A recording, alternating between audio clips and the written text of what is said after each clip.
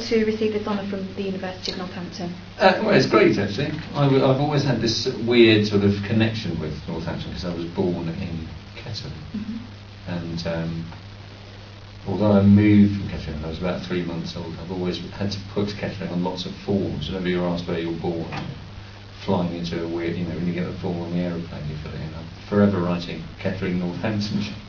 So it's nice, it's great to be given it. Here it is. Look at that.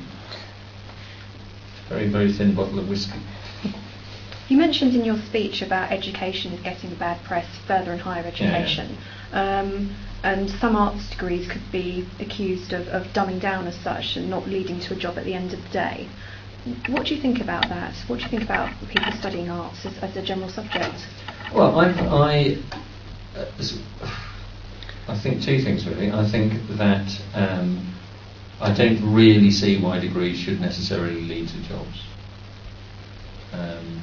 because I think learning, a lot of learning ought to be for learning, really. Because if you read history, you're very unlikely to get a job as a historian. Are you? I mean, and art subjects always suffer because of that. But actually, you're not. You're just learning how to learn, and you're learning how to. You're sort of giving yourself tools to interest you for the rest of your life. Really, you're not.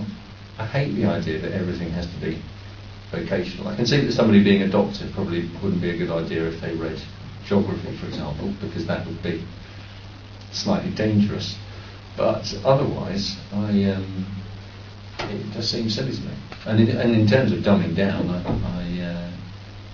I don't know, because I've never seen the papers. I don't know what the courses are like now, but I think it's just one of those media things that everybody leaps on, isn't it?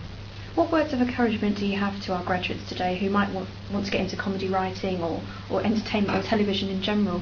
That you can. I mean, that you can do it. It is one of those things where you can.